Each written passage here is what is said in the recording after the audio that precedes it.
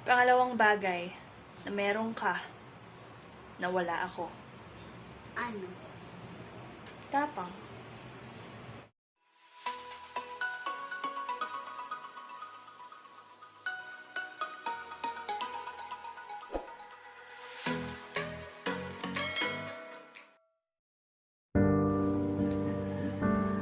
Napakaraming salita na maaaring bigkasin ng mga labi. Salitang kapag nakikita at nadarama sila ay sa isipan sumasagi. Salitang nagpapahiwatig ng pagmamahal at pag-aalala.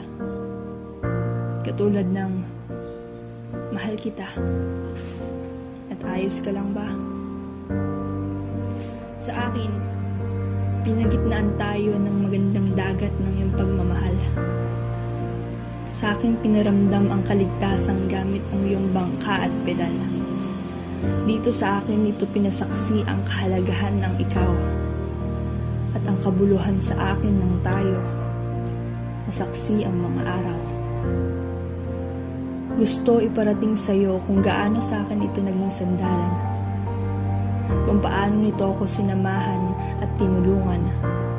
Gustong pumunta at banggitin sa iyo lahat ng nandito sa aking isipan. Ngunit palaging nauuwi sa kabilang direksyon ng karagatan.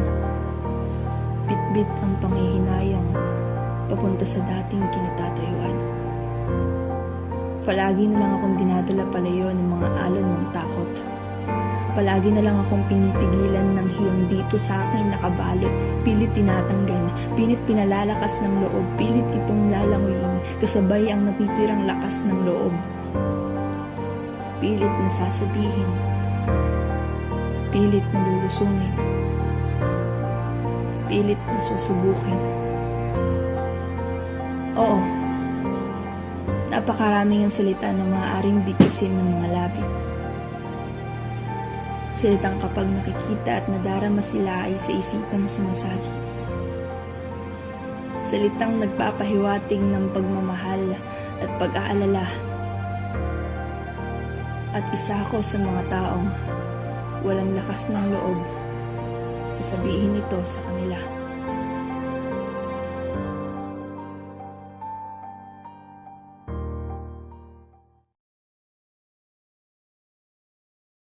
Tapang. Wag! Ano? Tapang.